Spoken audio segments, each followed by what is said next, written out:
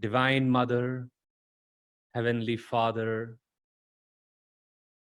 friend, beloved God, beloved masters of self-realization, Jesus Christ, Babaji Krishna, Lahiri Mahashai, Swami Sri Yukteswar Ji, beloved Master, dear Swamiji, we humbly bow before you all, inviting your presence and your uplifting grace. We also thank you now and always for your teachings and especially the techniques of healing ourselves and extending that healing to everyone. Oh, let's meditate, friends, just for a minute, especially tuning into the quality of non-attachment as we focus on the theme of healing.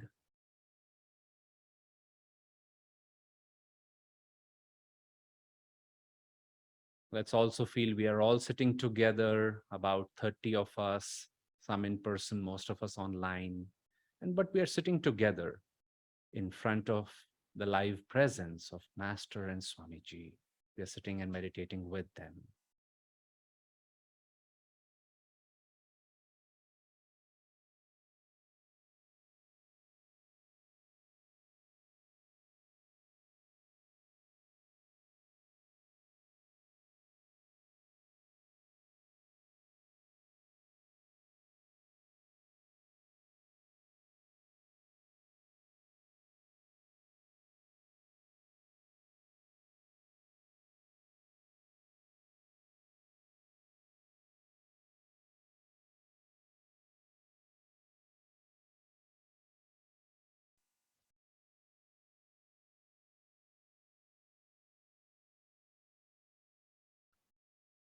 Om Shanti, Shanti, Shanti.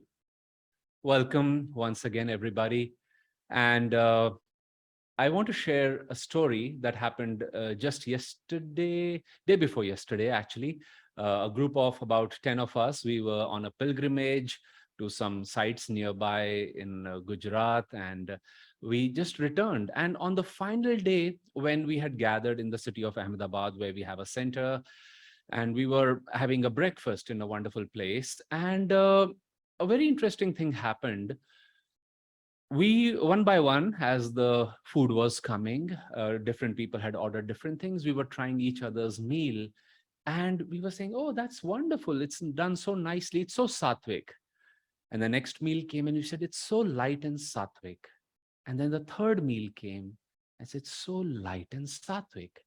And Swami said, when something is happening, it's like somebody came to Ananda and he said, oh, you have wonderful, beautiful people over here. So, such kind people. And Swami said, you see, when one or two are like that, you can say the person is special. But he said, when you see 100 people like that, you say, what are they doing? And so it was, these meals were coming one by one. And naturally, it was an outdoor kitchen. So we turned around, and I saw this beautiful chef, this lady, and she was just so happily not talking to somebody. They were all working, but she was happily with a smile going about making those dishes. And I said to everybody, I said, just look at her, she's so happy. And we all looked and we admired, and just 1 or 2 minutes later, she came over to our table and she said, how are you all doing? How's the food? And he said, we were just admiring the food, and then we are admiring actually you and your team. And we started a conversation. And she said, I couldn't help but come to your table too. She said, today is a very busy day for me. We are understaffed. But she said, I was observing you all from there, and you all looked so happy. And she said, I'm a healer. I do Reiki healing, pranic healing. She had done 6, 7 types of healing. And she said, I just said to myself, as busy as I am, I just have to go and meet these people.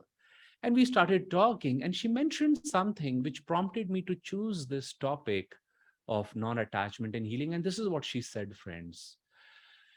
It was a 20-25 minute conversation. I'll make it, you might say, present the essence of it. So you see, she was a wonderful person. And when she came to the, we said about we are the disciples of Yogananda, we ourselves practice healing in the form of divine healing. She said that, I have twice in my life received these intuitive thoughts of somebody's passing away. And unfortunately, or one may say fortunately, because circumstances are neutral, Master said, she said, those things came true. Then she said, I many a time see aura around people. She said, and when I pray for them, a lot of energy comes into me. And so I stopped praying because I can't handle that energy. And you see, she was wonderful. She wanted to help, but it's almost like in the absence of perhaps, I don't know, clarity of what's happening inside her as a person with a good heart who is trying to help people, it was getting too much and she didn't know what was happening. And so she would reach that point again and again for years. And she said she would back off. And I was thinking how to present this. On one level, you may say she had a fear of too much energy flowing through her. And as we say, I don't know what's happening and what might happen next. So better to stop. It's like, where are the brakes? Where are the brakes? Or when your master said, in the autobiography for Yogi, he said, on an average, we carry, he said, let's say 50 watts of energy in our body. He said, advanced Kriya practice can rouse 1 billion watts. Now, what happens when so much energy is gradually coming into the body, flowing through the body, the medulla, the nervous system? Well, Master gave us energization exercises. There is yoga asanas. There are wonderful attitudes of yamas and niyamas, devotion. So many ways in which you may say we can purify ourselves, our metal, our thoughts, our feelings, our nerves. And then it becomes very natural. Swami Kriyanandaji, if you see his videos, especially towards the end of his life, there's a beautiful video, I believe it's of 2012, of his birthday celebration in the US. He had a very unique quality, which is actually universal among saints, you can say, that he was childlike, but there was immense power that could be felt in him, through him. And normally we equate power with a lot of strong will, energy. But on the other hand, when you have realized, like Master said, that you are a child of God, you are childlike, not childish by any means. Swami was extremely, mature. He was not childish or inappropriate in any situation.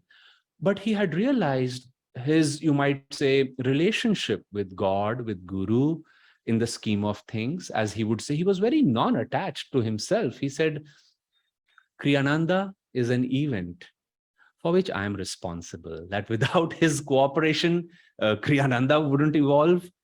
But he wasn't Kriyananda. He saw it as an event. He was given a role. You will play this role, play it well. So I thought about this wonderful friend of ours we met, and I said, she wants to do good, and God is using her as an instrument. But when too much energy, too many intuitive thoughts are coming, she was getting confused. Of course, I told her, and tomorrow we'll be shipping her some books of our path on healing. But then I thought, let's address this, because now in the beginning, you can say non-attachment can be of another kind.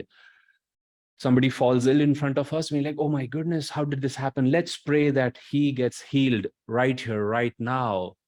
And that's not right either on one level. Master called his healing divine will healing. Why has the illness come in the first place? The person who has the illness should introspect. The person who is trying to help should introspect.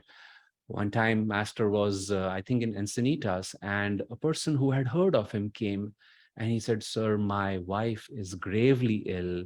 Doctors have given up hope and she might pass away. Will you please come and heal her? And Master said that he didn't feel that God wanted him to go at that time. And later on, Master heard soon afterwards that she passed away actually. And then Master was meditating and he felt Divine Mother say, I want you to go now. And so, yeah. So, sorry, there's a little disturbance over here. And so Master went to their house and he asked this gentleman, he said, please give me 15 minutes.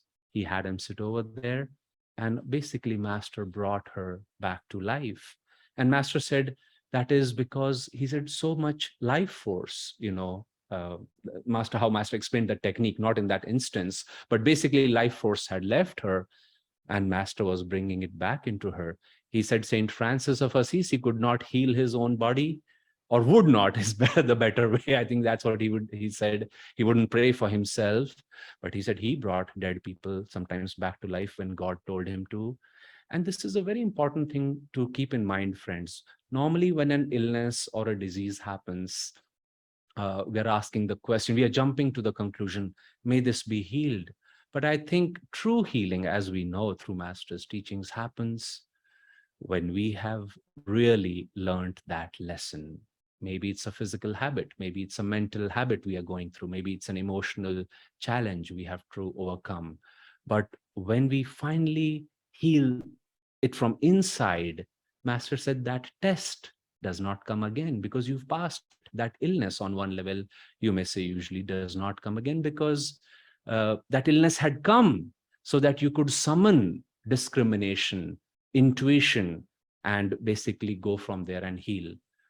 Another aspect of non-attachment in healing could be, which is a universal one, if our entire mind is focused on what outcome we need to have, well, it's taking energy from the process of healing. Another way to describe it is, God, you must do this, you must do this. Actually, there's a beautiful scene in the movie Padre Pio, where he's intuitively guided to a lady who's on deathbed, and she says, let me go. And he says, no, don't worry, I'll pray to God, you won't go. And she said, I want to go. And saying so, she leaves her body. And he starts praying and he says, no, God, bring her back, bring her back. And he starts quoting stories from the Bible as if to remind God. And his superior is over there and he says, stop. He says, don't tempt God like this. But you can see that his heart was torn. On one level, we want to help. On the other hand, we have to ask why. What does God want? And we can, of course, clearly, safely say Padre Pio had learned his lesson. At that time, he said, why am I so arrogant? He told his friend. But then he told, towards the end of his life, so many people, he called him the miracle man, the saint who works miracles. He was receiving more prayer requests than anybody in the world through letters at that time when he was living. And when people would say, Father, you healed so-and-so, this person has been healed by your intercession, you know what he would say? He says, yes, I have witnessed that healing also. He didn't do it. He prayed that God's will be done. And many times healing in his case too would take years. I'm sure many times it would not happen the way people asked those things to happen. Swami Kriyanandaji once said it was not his way to pray for specifics usually. And he would bring God into the equation and keep himself in God consciousness. And that way, God's will could be done. Another way to think of it is here, on our path, especially of Kriya Yoga and self-realization, we are focusing on keeping the heart calm, the chitta very calm. Actually, that is how we can understand and feel God's will in the first place. If we get emotional at every challenge, then uh, we are not able to find the answers.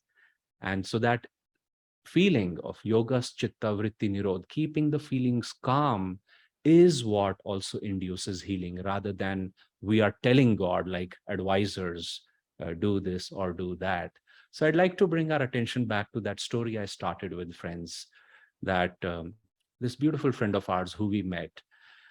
How do you prepare yourself now? If God is wanting to use you, which Master said God is always looking for instruments and he works only through instruments. That's his way. Master was an instrument, Swamiji was. We are all trying to be ever more perfect instruments.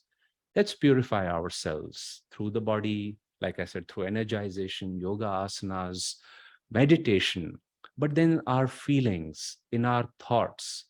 And as we cleanse ourselves ever more deeply, it's like this wire which gets purer and purer and purer. And then you can pass more and more electricity through it. and the magnetism is very great, but the wire is not burnt, nor is any heat produced around it, because there's perfect purity. It's like that wire has become that perfect conduit, and God would be so happy if we can do that. So we had this chat with our friend, and we said, don't worry, good things are happening to you. God is telling you things, and that's the first step. Now let's see how we can make this happen, in a more smooth way, so you can handle more energy. And these are not our thoughts. These are thoughts that come to her.